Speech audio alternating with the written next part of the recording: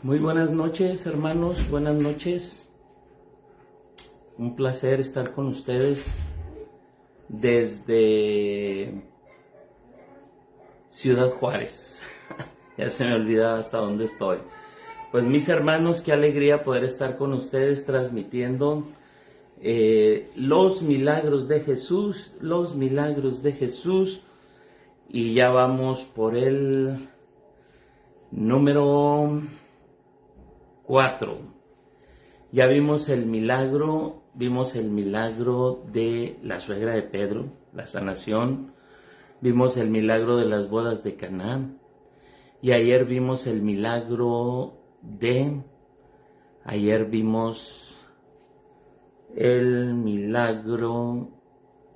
del leproso, la sanación del leproso. Y hoy, mis hermanos, vamos a ver otro milagro de nuestro amado Jesús, pero ahora tiene que ver con un ciego. Hay que recordar, mis amados hermanos, hay que recordar un poquito de lo que en sí tiene este tema de los milagros. Les recuerdo, mis hermanos, que me ayuden a compartir. Les agradezco que estén en esta página a estas horas y de que quieran aprender la palabra de Dios y profundizarla.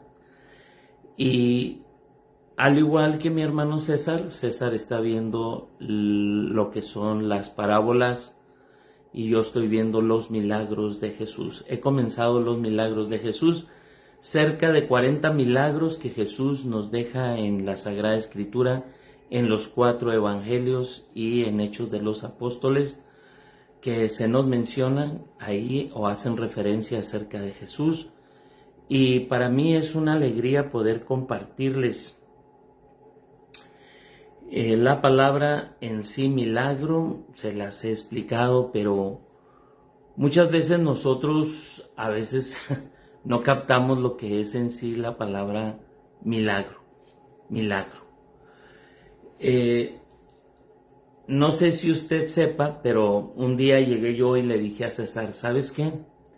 Vi muchos milagros en la parroquia. Y César me dijo, ¿sí? ¿Qué milagros viste? Y me dijo rápidamente, ¿resucitó a alguien? ¿Algún ciego vio? ¿Algún sordo oyó?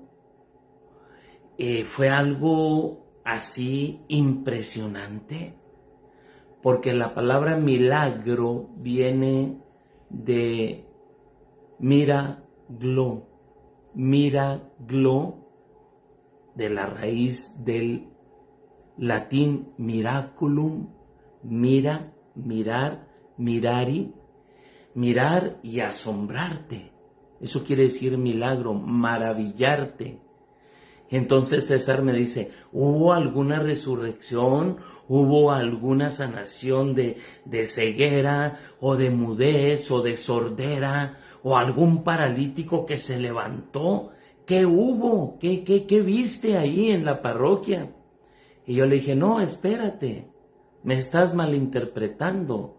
Al decirte que en la parroquia vi muchos milagros, es que había una imagen de un santo que se llama San Charbel Macluf y tenía muchos símbolos que se llaman votos, que son así en lata o en latón o de lámina, que le llaman milagritos. Entonces cuando sana de algún brazo, está un bracito ahí pegado.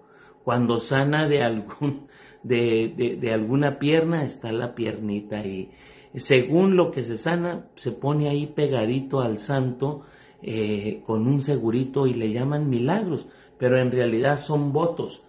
Pero eso llama la atención, que a veces uno, ya los que sabemos de las cosas de Dios, pues entendemos que que son votos que la gente hace porque el Señor, por medio de ese santo, les hizo un milagro.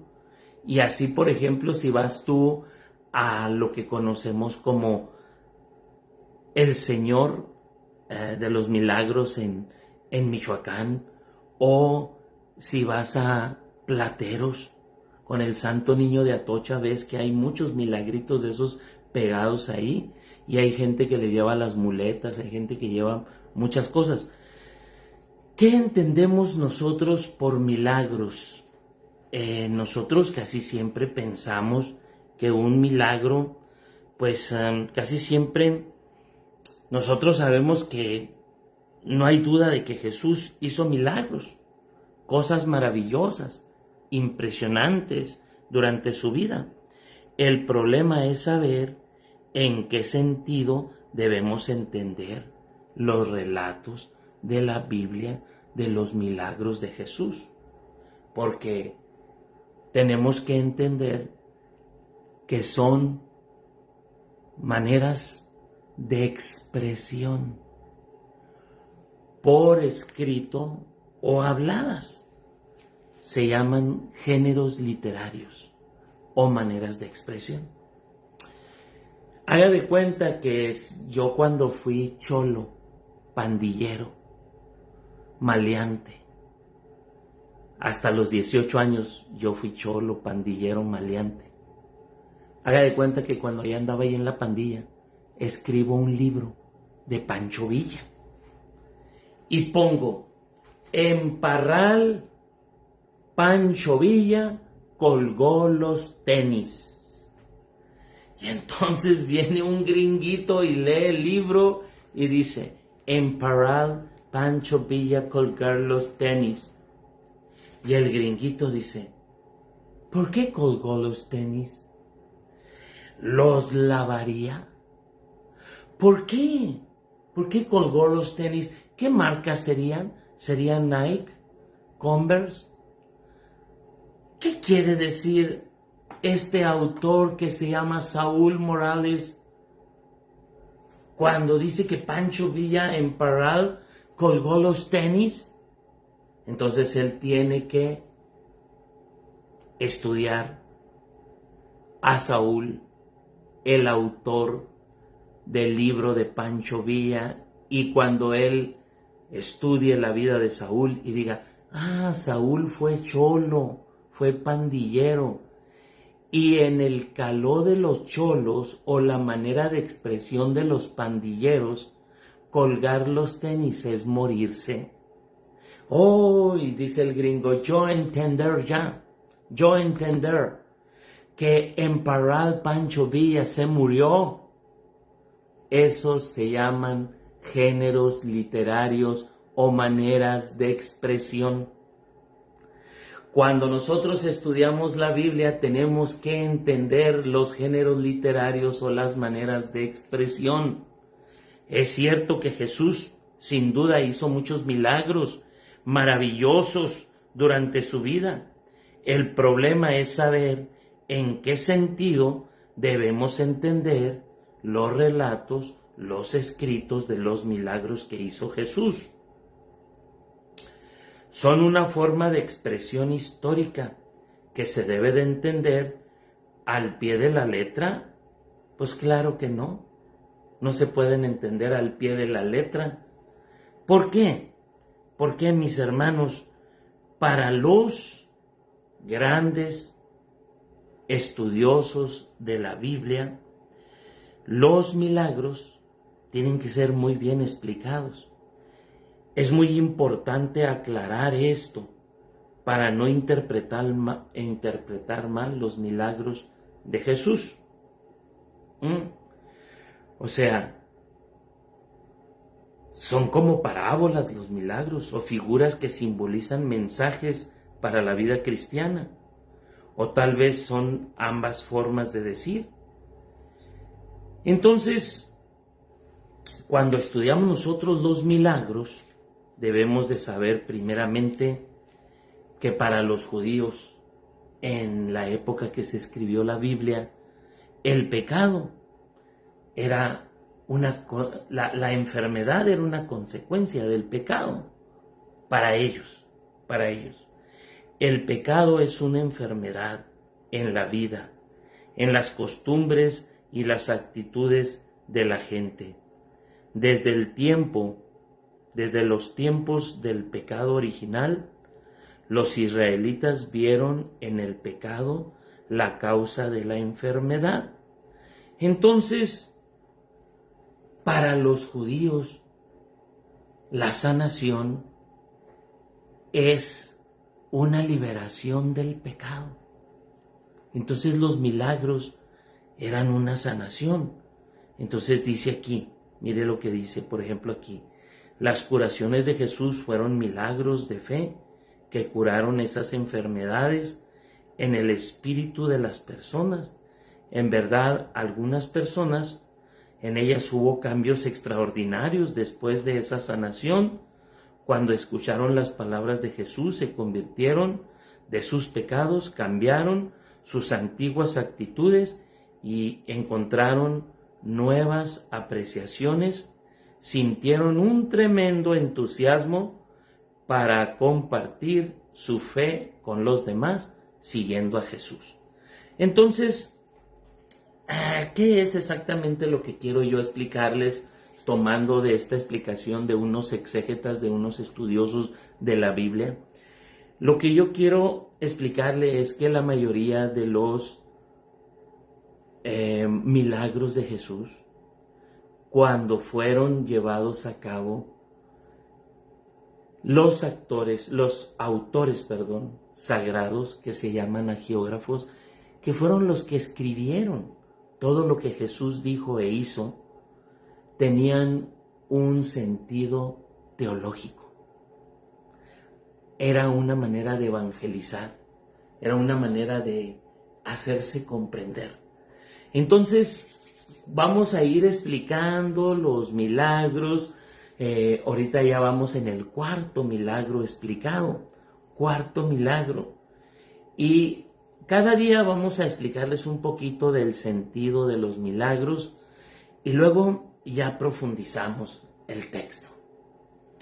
En el nombre del Padre, del Hijo, del Espíritu Santo. Amén. Ven, Espíritu Santo, llena los corazones de tus fieles y enciende en ellos el fuego de tu amor. Padre bueno, Padre Santo, envía tu Espíritu sobre nosotros y renovarás nuestra mente y nuestro corazón y comprenderemos tu palabra. Ven, Espíritu Santo, ilumina mi mente, toca mi corazón con el fuego de tu amor. Ven, Espíritu Divino, manda tu luz desde el cielo, Padre amoroso de todos, don en tus dones espléndido. Ven y derrama tus 7 dones sobre los que escuchamos la palabra, para que podamos vivirla y compartirla a los demás. Amén. Ven, Espíritu Santo, ven por medio de la poderosa intercesión del corazón inmaculado de María, tu amadísima esposa, en el nombre del Padre, del Hijo, del Espíritu Santo. Amén. Ayúdenos a compartir, ayúdenos a compartir.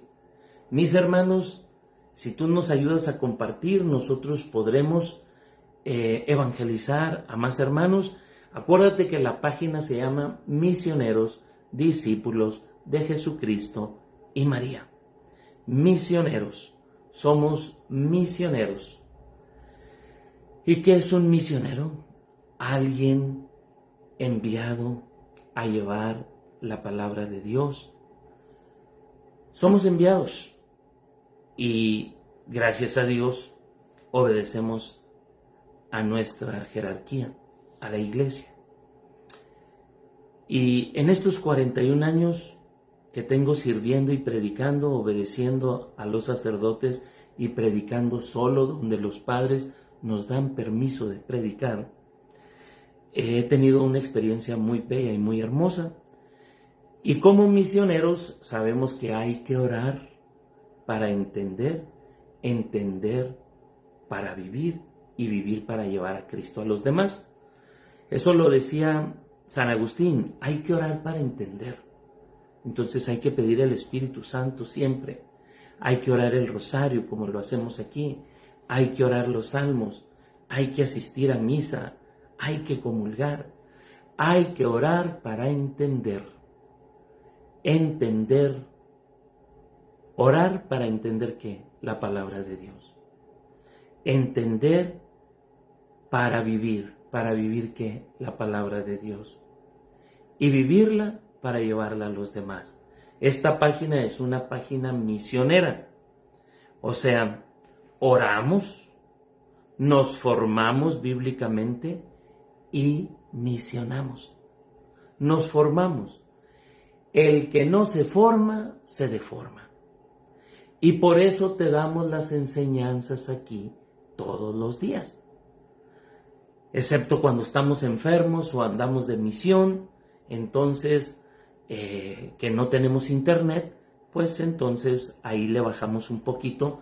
Pero cuando estamos en casa, todos los días te damos una enseñanza. Entonces, mis hermanos, qué alegría, qué bendición.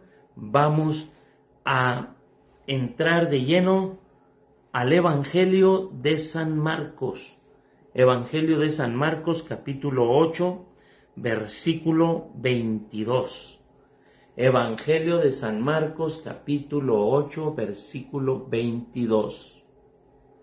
Nos dice así: llegan a Betsaida. Llegan a Betsaida. Le presentan un ciego y le suplican que lo toque. Que lo toque. Tomando al ciego de la mano,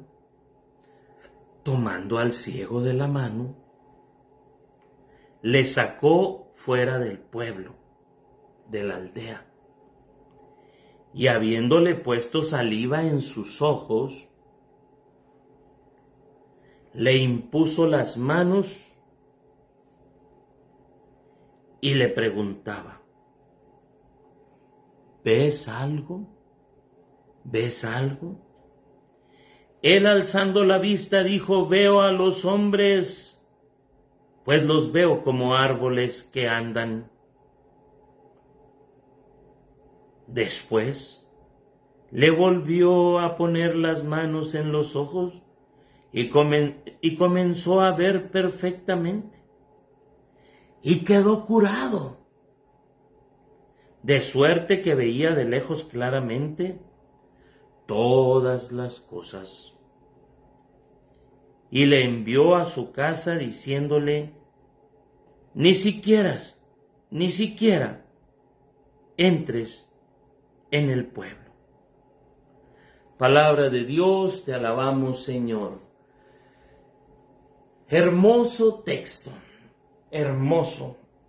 Me encanta este texto, mis hermanos, y yo estoy muy feliz de compartírselos. Espero y se está escuchando bien. Espero y me hayan ayudado a compartir. Ayúdenos a compartir. Y déjeme nomás checo aquí. Déjeme checo que se esté escuchando bien. Y seguimos. Que se esté escuchando bien. Muy bien. Ya chequé. Seguimos, mis hermanos. Este texto es el milagro del ciego de Betsaida. Algunos confunden la palabra Betsaida con Bethesda. No es lo mismo Betsaida que Bethesda. La piscina de Bethesda. Y a veces dicen la piscina de Betsaida. Eso es un error escrito en algunas Biblias. La piscina de Bethesda, casa de la misericordia. Bet es casa. Hesda viene de Hesed, misericordia. Entonces había una piscina que, por si alguno o a la Biblia trae ahí Bethesda, está equivocada su Biblia. Es Betsaida. O a veces en el capítulo 5 de Juan, que está lo de la piscina de Betesda, viene Betsaida. A veces viene ahí. Entonces, Betsaida. ¿Qué es Betsaida? Casa del pescado o casa de los pescadores. Betsaida es el lugar de nacimiento de San Pedro, de Felipe su hermano, de Andrés su hermano y de Felipe. 3 apóstoles eran de ahí: Pedro, su hermano Andrés y Felipe. Eran de Betsaida. Betsaida. Eran pescadores. Bueno, al menos Pedro y Andrés sí eran pescadores. Y al igual que Santiago y Juan. Entonces, vamos a comenzar. Llegan a Betsaida. Al pueblo de Pedro. Entonces, nos dice aquí que le presentan un ciego y le suplican que lo toque. Le presentan al ciego y le piden que lo toque para sanarlo. Tomando al ciego de la mano, aquí Jesús hace algo extraño, agarra al ciego de la mano y lo saca de la aldea de Betsaida, del pueblo, lo saca. Tomando al ciego de la mano, le sacó fuera del pueblo, y habiéndole puesto saliva en los ojos, agarró salivita, se la puso en sus ojos, y le impuso las manos, y le preguntó: ¿ves algo? ¿Ves algo? Él, alzando la vista, dijo: veo a los hombres, pues los veo como árboles, pero que caminan. Tenía una visión imperfecta. Ni siquiera sabía que eran los árboles. Este es ciego, pero bueno, él dice: veo a los hombres como árboles que caminan. Es una sanación en 2 etapas. En la primera etapa no ve bien, y entonces después le volvió a poner las manos en los ojos y comenzó a ver perfectamente. Segunda etapa, vuelve a poner las manos en los ojos por segunda vez y quedó curado. De suerte que veía, fíjese cómo veía, de suerte que veía de lejos claramente todas las cosas. Veía de lejos claramente todas las cosas. Y le envió a su casa diciéndole: ni siquiera entres en el pueblo. Palabra de Dios, te alabamos, Señor. Los evangelistas quieren enseñarnos con cada evangelio, nos quieren mostrar que Jesús estaba sanando, educando y formando a sus discípulos. Fueron 3 años, 3 años en los que caminaron con él, 3 años en los que le siguieron, sufrieron, se cansaron, no tenían ni dónde dormir, mas sin embargo ellos eran fieles discípulos, se disciplinaban. 3 años que anduvieron con él. Y Jesús los va formando. Y aquí a la mitad del Evangelio de San Marcos, exactamente a la mitad, porque tiene 16 capítulos con 20 y tantos versículos, y aquí al capítulo 8 con 22 versículos, exactamente 22, habla de un ciego que medio ve. Los discípulos estaban igual. A la mitad del Evangelio medio veían, pero no entendían. Entonces Jesús quiere enseñarnos que muchas veces nosotros estamos así. Vemos la Biblia y medio entendemos, pero no entendemos bien. Medio ve.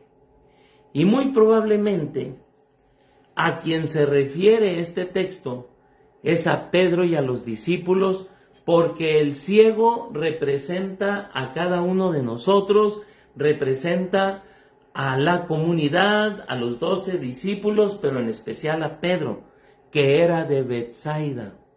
y que era pescador, y que en el capítulo 5, versículo 8 de Lucas, si no me equivoco, creo que no, es Lucas 5:10, le dice, cuando la pesca milagrosa, le dice Jesús, no temas, que voy a hacer de ti pescador de hombres.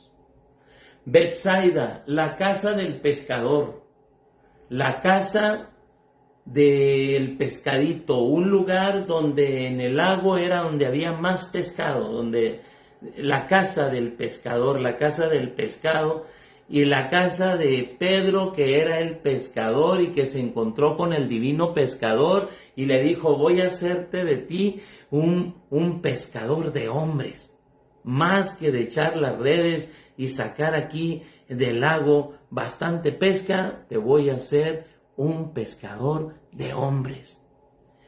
Y muy probablemente este ciego representa a Pedro, pero también representa a la comunidad y nos representa a nosotros.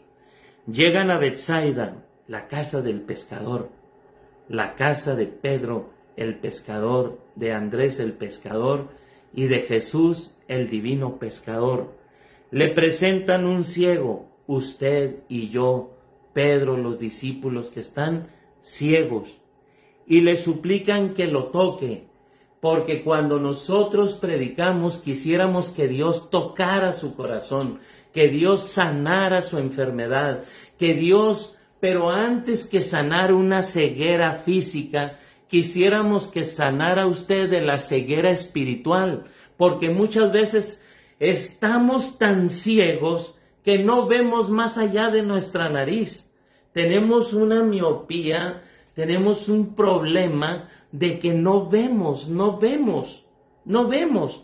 Entonces, en la Sagrada Escritura, para los apóstoles y en la época de Jesús y en la época antes de Jesús, la enfermedad tenía que ver con el pecado. La gente muy pecadora, para ellos significaba, pues, gente que estaba, por ejemplo, los sordos, pues significan los que no escuchan a Dios. Sordera significa no escuchar la palabra de Dios. Entonces usted tiene muchos sordos en su parroquia, tiene muchos sordos en su familia. Ceguera son los que no ven a Dios. Y Dios está en la palabra, está en la Eucaristía, está en el pueblo, en cada uno de sus hermanos, está en el más pobre y está en el presbítero, en el sacerdote. Son las 5 presencias de Jesús y nosotros estamos ciegos cuando no vemos a Dios en el Padre, en el cura, en el presbítero y no lo respetamos. Está ciego usted cuando usted no ve al más pobre, al más fregado, al más necesitado y no le da una ayuda. Jesús dice en Mateo 25:41, tuve hambre y no me diste de comer, tuve sed y no me diste de beber, estaba desnudo, no me vestiste, en cárcel y enfermo y no me visitaste, era forastero y no me acogiste, por eso, alejado de mí, maldito, ve al fuego eterno preparado para Satanás y sus ángeles. Entonces dice uno, caray, ¿a qué se refiere entonces el Señor? Que muchas veces nosotros no vemos a Cristo en el pobre, en el necesitado. Ciego es el que no ha descubierto a Jesús en la palabra, que no lee la Biblia, que no estudia la Biblia. Ese es un ciego. Ciego es el que todavía no ve a su hermano pobre, a Cristo en el hermano pobre. Ciego es el que todavía no descubre la presencia de Jesús en la Eucaristía y comulga. Ciego es todo aquel que no ha descubierto a Cristo en sus hermanos, en sus parientes, en sus seres queridos. En fin, las enfermedades en la Biblia tienen un sentido espiritual. Y por eso dice aquí que le presentan un ciego y le suplican que lo toque. Que lo toque para que haya una sanación. Y entonces, tomando al ciego de la mano, eso, mis hermanos, se llama tomar al ciego de la mano. Qué increíble, ¿eh? Mire, tomando al ciego de la mano, le sacó fuera de la aldea, como cuando usted solito se va a vivir un retiro. Jesús le hace un retiro a este ciego.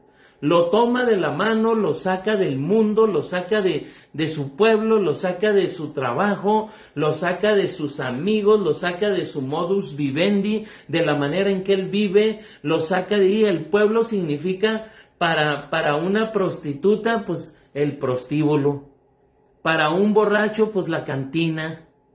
Para que sane la prostituta, para que sane el borracho, pues hay que sacarlos del pueblo. Para que sane el adicto a las drogas, hay que sacarlo ahí de su círculo vicioso, hay que sacarlo. Entonces Jesús lo tomó de la mano y lo empezó a guiar hacia afuera del pueblo, de la aldea, para que tuviera una experiencia con él. Entonces, ¿qué significa esto? Mire lo que significa. Le tomó de la mano. Es algo tan hermoso, mis hermanos, lo que le voy a explicar, Entre los milagros hay algunos en la Biblia donde los ritos del culto cristiano católico primitivo influyeron grandemente. Y este es uno de ellos. Entonces, ¿cómo está eso, Saúl? A ver, explíquemelo con manzanas, explíquelo más detenidamente. Pues,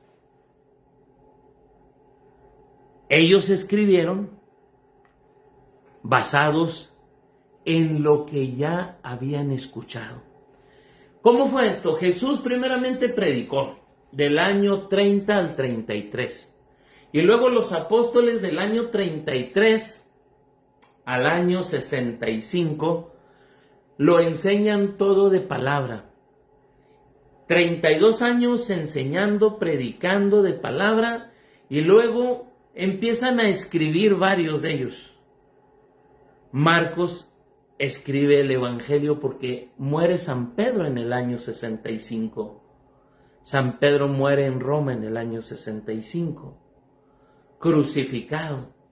Y entonces, al revés, con la cabeza hacia el suelo, muere San Pedro. Y entonces, mis hermanos, San Pablo también, 1 o 2 años después, morirá. Y San Pablo también ya había empezado a escribir. Entonces, la mayoría fueron 32 años desde que murió Jesús hasta que empiezan a morir los apóstoles y no hay quien siga narrando las maravillas del encuentro con Dios. Entonces se empieza a escribir los evangelios, las cartas y todo lo demás. En 32 años todo fue de boca en boca, tradición de palabra, y luego después tradición por escrito. Y entonces, mis hermanos, cuando los relatos de los milagros de Jesús eran contados de boca en boca en el culto, y usted dice, ¿cómo está eso, Saúl? ¿Cómo que en el culto? Sí. ¿En qué culto? En la misa, en la Eucaristía. A ver, Saúl, barajémela más despacio, explíqueme bien. Pues se lo voy a explicar bien. Cuando San Pablo en Hechos 27 anda de misión, San Pablo dice así, dice en Hechos 27, el primer día de la semana, domingo, estando nosotros reunidos para la fracción del pan, Eucaristía quiere decir acción de gracias, fracción del pan, es la Eucaristía. Estábamos nosotros reunidos para la fracción del pan, así le llamaban a la misa en los primeros cristianos, reunidos para la fracción del pan, la misa. Pablo, que debía marchar al siguiente día, alargó la predicación hasta la medianoche. Entonces la misa se prestaba también para dialogar, para platicar, para contar las cosas maravillosas que sucedían. Dice, y alargó la predicación hasta la medianoche. Abundantes lámparas había en la estancia superior donde estábamos reunidos. Un joven llamado Eutico estaba sentado en el borde de la ventana. Un profundo sueño le iba dominando a medida que San Pablo predicaba. Vencido por el sueño, cayó del tercer piso y lo levantaron muerto. Bajó Pablo, se echó sobre él y tomándole en sus brazos dijo: «No os inquietéis, pues su alma está en él». Subió luego, partió el pan, lo comió y se los dio, y después conversó largo tiempo hasta el amanecer. Entonces se marchó y trajeron al joven vivo y se alegraron grandemente. Palabra de Dios, te alabamos, Señor. Entonces, cuando celebraban el culto, la misa, alargaban la predicación, esto duró toda la noche. Toda la noche duró, desde las 7 de la tarde hasta las 7 de la mañana, 6 de la mañana. Entonces, por eso le dije este texto, para que comprendiera que cuando los relatos de los milagros de Jesús eran contados de boca en boca, como aquí en esta misa que duró toda la noche y luego se quedaron a platicar y contaban los milagros de Jesús y los milagros que Dios estaba haciendo a través de Pedro y Pablo, pues cuando los contaban de boca en boca en el culto, en la misa, algunos de estos relatos desarrollaron más y nuevos simbolismos. Entonces iba creciendo la comunidad, iba creciendo los bautizados, los confirmados, los que vivían en la Eucaristía, y le iban agarrando mucho sabor. Y un ejemplo es este texto. Cuando San Marcos escribe en el año 65 el milagro de Jesús con el ciego de Betsaida, San Marcos nos quiere dar una enseñanza muy profunda. Y esa enseñanza profunda es, primeramente, Betsaida. Esto sucedió en Betsaida, la casa del pescador, la casa de la pesca, la casa del pescado o de los pescadores, para hacernos alusión a los pescadores que traía Jesús. Jesús traía 12 pescadores. Y él era el divino pescador que les estaba enseñando cómo pescar. Y entonces dice que cuando llegan ahí, porque dice de 12, 3 eran de Betsaida. 3 discípulos de 12. Y como en Lucas 5:10 les dijo, te haré pescador de hombres, les está enseñando. Pero ya van casi año y medio con Jesús y todavía no agarran la onda. Y todavía no entienden. ¿Qué sigue después de esta pesca? De esta sanación de este ciego en Betsaida, que en cierta manera también es una pesca. ¿Qué sigue? La profesión de fe de Pedro. Jesús dice, ¿quién dice la gente que soy yo? Entonces, pues uno que eres el profeta Elías, Juan Bautista, Jeremías, y para ustedes. Y aquí es donde Pedro dice, tú eres el Mesías, el Hijo de Dios. Aquí es donde le cae el 20 a Pedro, aquí es donde se le quita la ceguera, aquí es donde Pedro empieza a ver claramente. Eso es lo que sigue, ahorita se los voy a leer. Y entonces le presentan un ciego y le suplican que lo toque. El ciego es la comunidad. El ciego es esta comunidad ciega que no veía claramente, no veía bien. Entonces, el ciego que medio ve o que ve a medias son los discípulos ciegos que ven a medias. Es Pedro que ve a medias, que no ve bien, que todavía no entiende la grandeza de Jesús. Es Pedro. Entonces, tomándole de la mano, ese es un gesto muy especial. Le presentan un ciego y le suplica que lo toque. Un ciego que nos representa a todos los bautizados. Tomando al ciego de la mano, eso se dice pedagogía, pedagogo. ¿Qué es el pedagogo? El pedagogo es, en griego, viene de phaidos, que significa niños. Los niños que son tomados de la mano y se les lleva a la instrucción, a la formación, pedagogía, pedagogos. Entonces, tomar de la mano y llevarlos es instruirlos. Tomando al ciego de la mano, pedagogo, viene del griego phaidos, niños, agogos, conducir, el que conduce al niño. Jesús tomando de la mano a Pedro y a los discípulos, conduciéndolos, enseñándolos, formándolos, catequizándolos.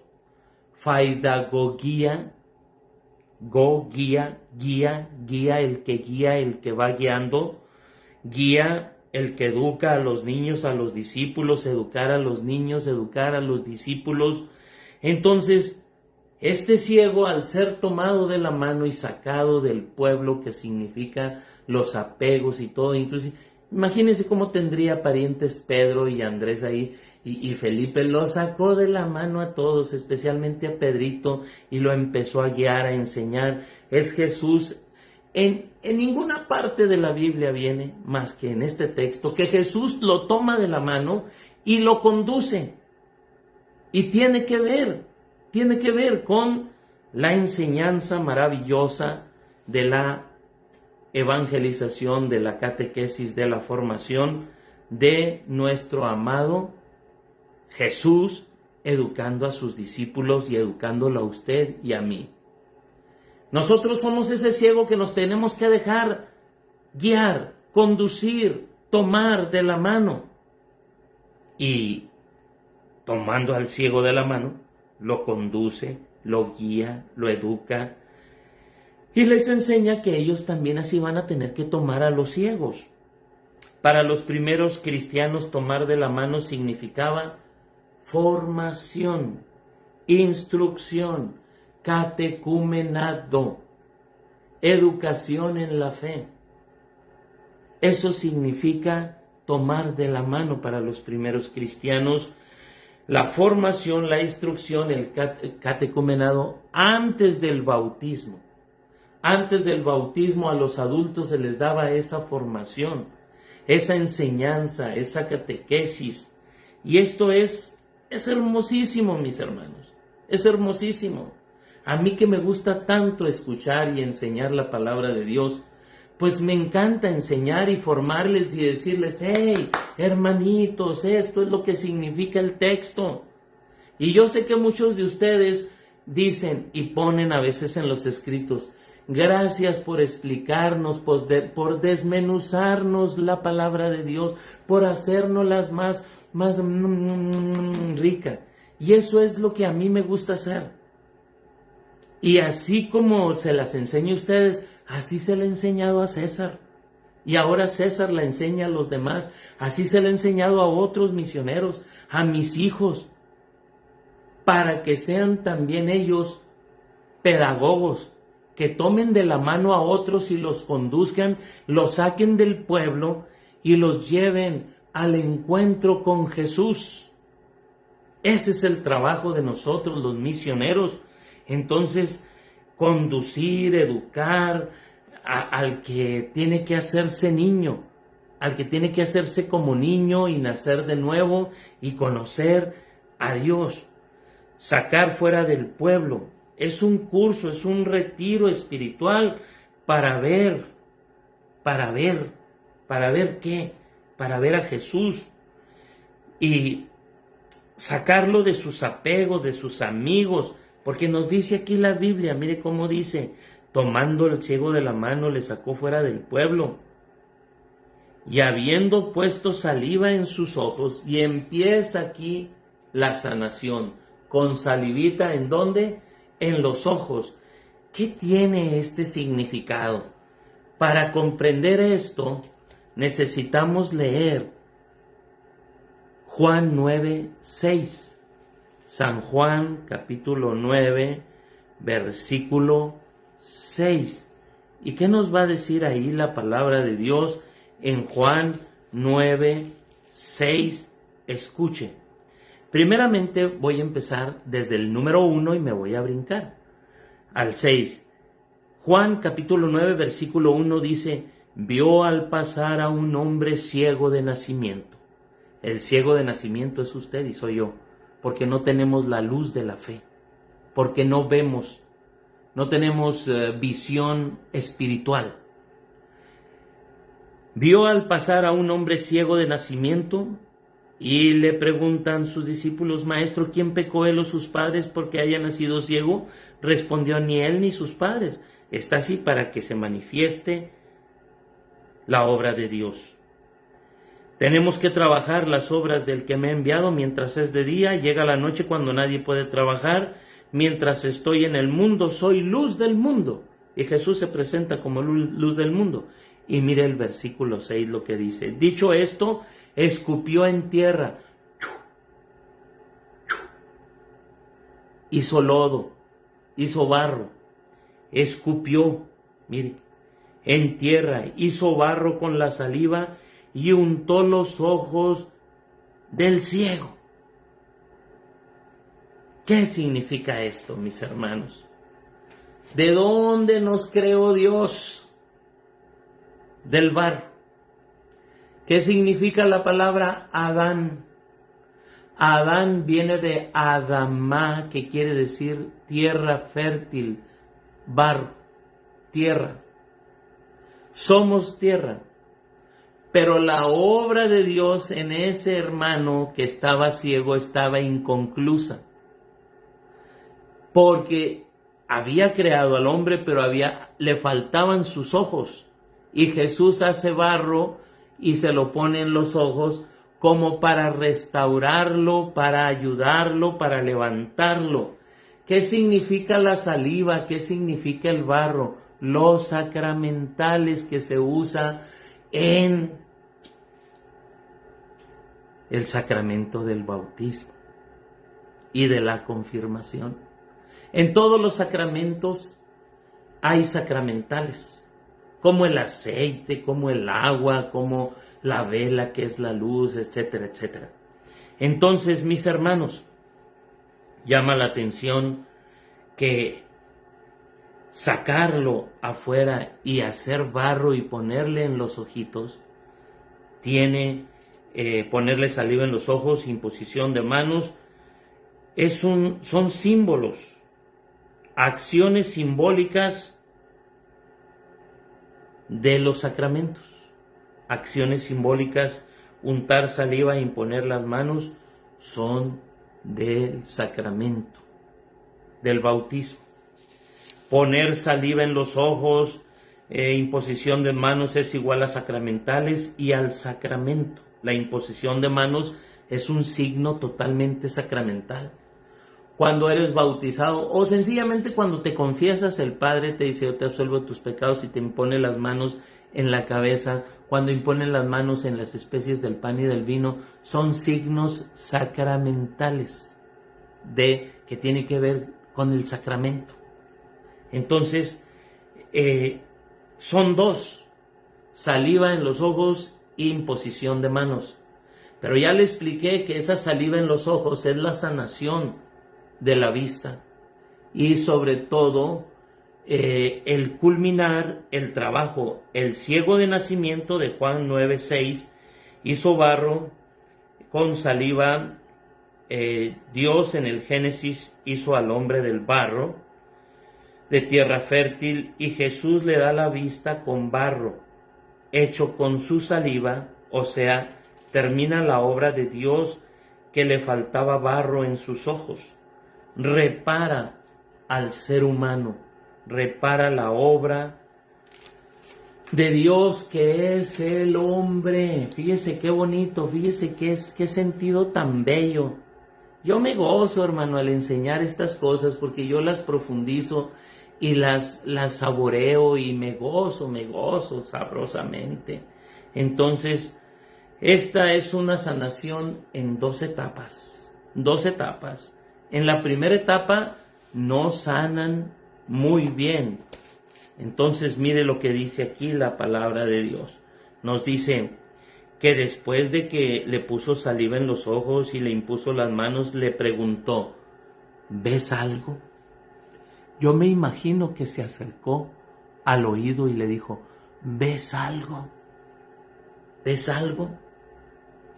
Él, alzando la vista, dijo, veo a los hombres, pues los veo como árboles, pero que andan. Entonces hay una visión no muy correcta. No está viendo bien. Este ciego no ve bien, ve a medias. Este ciego es Pedro, es los apóstoles que no veían bien y no entendían la grandeza y la bendición maravillosa de caminar con Dios que se hizo hombre. No entendían eso, como a veces usted y yo no entendemos. Nos falta comprender las maravillas de Dios. Y entonces, mis hermanos, mire qué hermosura. Como no ve bien, como dice, veo a los hombres que parecen árboles, pues los árboles siempre están arraigados. Y a veces nosotros los hombres así estamos, enraizados al celular, enraizados a la droga, enraizados al alcohol, al adulterio, a la pornografía, estamos arraigados y solo Dios puede sacarnos de ahí y plantarnos en otro lado. Entonces dice, veo a los hombres, pues los veo como árboles, pero que andan. O sea, no tiene una buena visión. No tiene una buena visión. Y estaba diciendo cosas que no eran. Veo algo como esto. Primera etapa de la sanación, no quedó muy bien el trabajo que hace Jesús en sus ojos. ¿Y qué significa esto? Significa que todos cuando comenzamos en las cosas de Dios, tenemos una visión imperfecta. Todos cuando estamos empezando, que tenemos poco, que vivimos el retiro, que nos sacó del pueblo y nos dio el retiro, entonces vienes tú bien gozoso, bien gozosa, pero no tienes una visión correcta, no ves bien, necesitas que te sane bien. Entonces, en la primera etapa es una visión imperfecta. Es necesario una reeducación para entender lo que se ve. ¿Por qué? Porque él dice, veo a los árboles, veo a los hombres como árboles que caminan. No está entendiendo bien. Entonces, cuando uno es bautizado y formado y está uno siendo catequizado, va uno a aprender poco a poco a ver bien. No se puede sanar totalmente. A veces el sacramento del bautismo te va abriendo y luego la confesión, la comunión, pero hace falta la confirmación, instrucción, enseñanza para que te confirmes. Entonces hay una visión imperfecta, se necesita reeducación para entender lo que se ve. Es sabido que cuando un ciego de nacimiento recupera la vista necesita reeducación, formación, enseñanza. Y ese ciego somos nosotros que cuando somos bautizados necesitamos ser catequizados, formados. ¿Dónde viene eso, Saúl? En Mateo 28:20. En San Mateo, capítulo 28, versículo 20, ahí nos dice la palabra de Dios así. Ya se me está acabando el tiempo, tengo que apresurarme. Mateo 28, 20 dice así. Voy a leer 19 para que le entiendan. Mateo 28, 19. Id pues y haced discípulos a todas las gentes, bautizándolas en el nombre del Padre, del Hijo y del Espíritu Santo, y enseñándoles a todos los bautizados que ya estaban grandes se les bautizaba y luego se les enseñaba, había un catecumenado también, una catequesis, perdón. El catecumenado es antes, la formación es antes. Y después es la catequesis, la formación, enseñanza profunda. Y mire cómo dice: id pues y haced discípulos a todas las gentes, bautizándolas en el nombre del Padre, el Hijo y el Espíritu Santo, versículo 20, y enseñándoles a guardar todo lo que yo les he mandado. Enseñándoles a guardar, a meditar, a guardar. ¿Quién es la especialista en guardar, en profundizar? La Virgen María. En Lucas capítulo 1, versículo, Lucas 2:19. En Lucas 2:19 dice que María guardaba todas estas cosas en su corazón. Entonces, bauticen y enseñen a guardar todo. Bauticen y den las catequesis, la formación, los retiros, y enséñeles a guardar. La Virgen guardaba la palabra de Dios en su corazón, dice Lucas 2:19, guardaba y meditaba todo en su corazón. Necesitamos ser cristianos que guardemos, que meditemos, que saboreemos más la palabra de Dios. Y guardaba todas estas cosas en su corazón. La segunda etapa. En la primera etapa hay necesidad de catequizar, de formar, para que la persona empiece a tener una visión buena. El ciego se va sanando poco a poco. El bautizado va comprendiendo la fe poco a poco. Segunda etapa, versículo 25, dice aquí el Marcos 8:25, dice así San Marcos 8:25. Porque dice el 24, y alzando la vista dijo: veo a los hombres, pues los veo como árboles, pero que andan.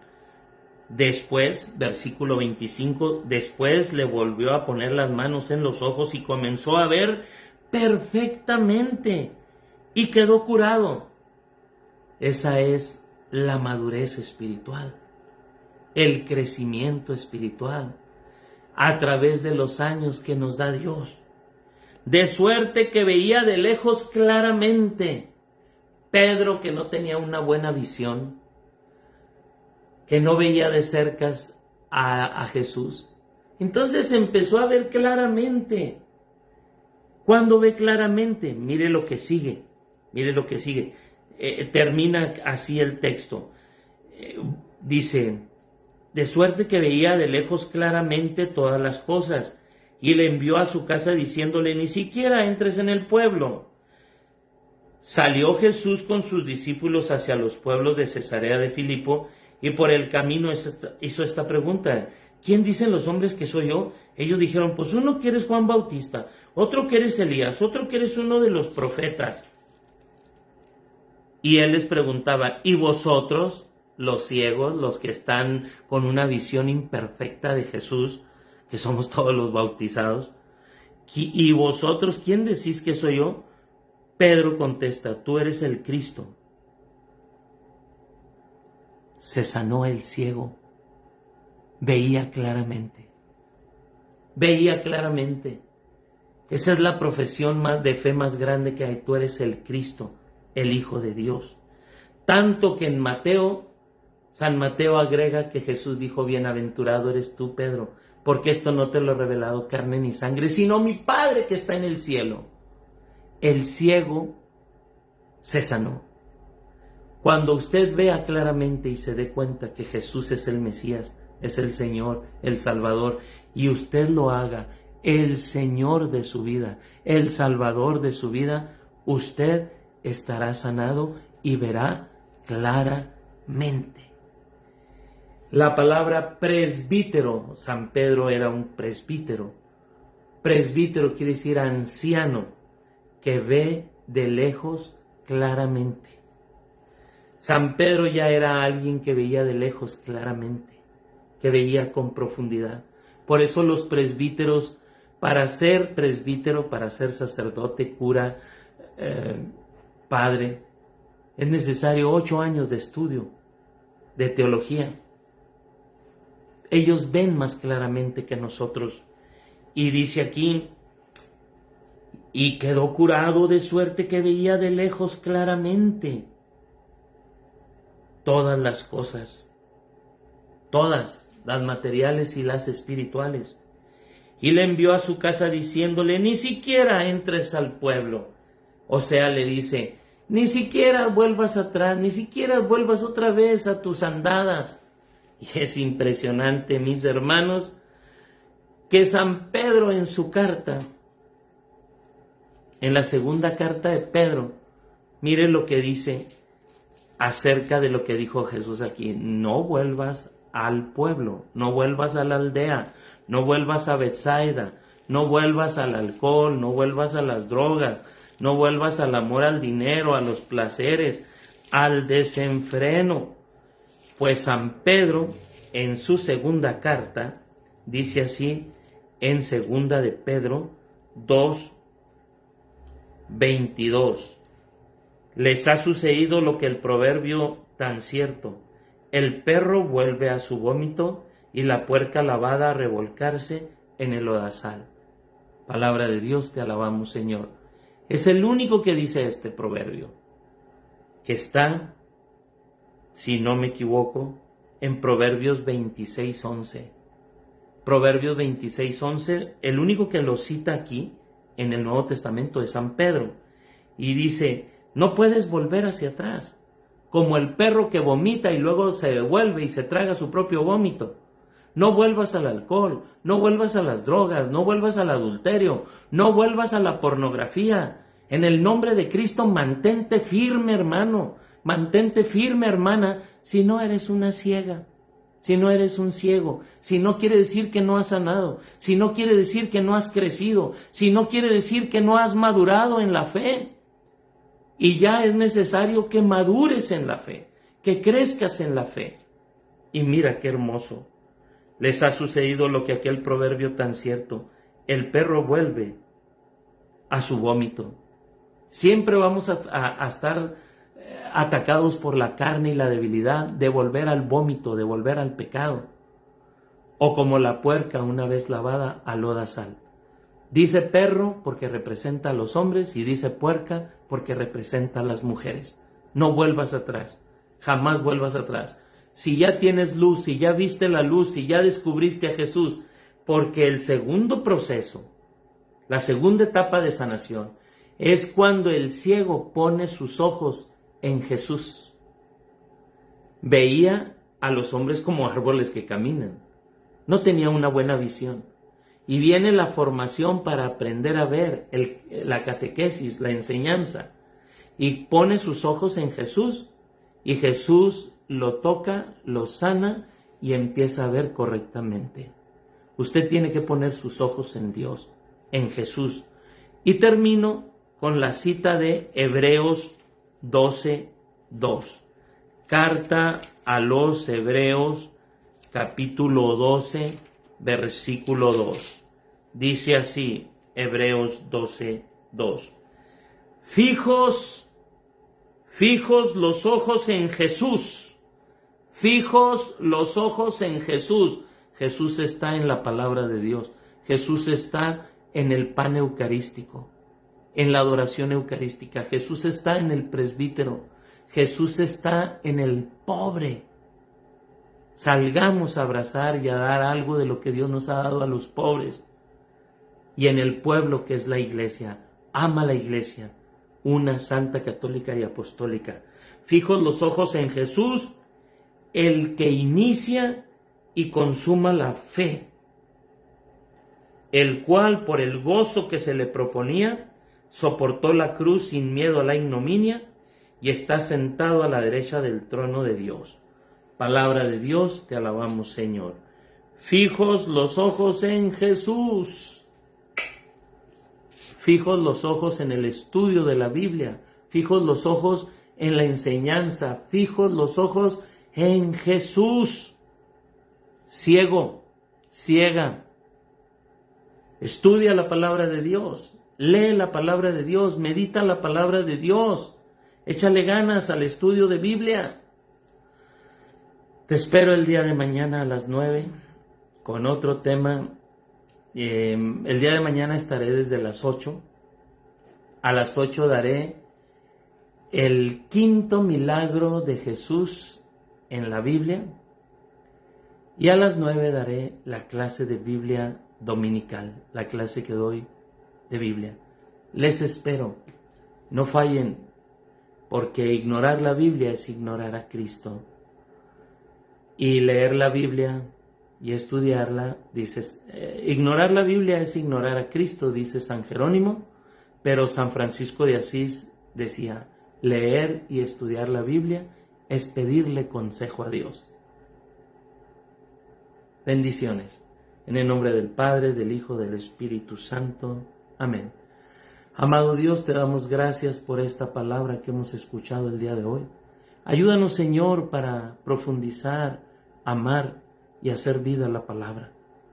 Te lo pedimos en el nombre poderoso de Cristo, con la intercesión de la Virgen, la cual guardaba todas estas palabras en su corazón, y la intercesión del Señor San José, en el nombre del Padre, del Hijo y del Espíritu Santo. Amén. Quédense a rezar el Santo Rosario con este misionero. Dios les bendiga y compartan y quédense a rezar, porque la familia que reza unida permanece unida. Un mundo que no ora, pues el diablo se lo devora. Familia que no ora, el diablo se lo devora.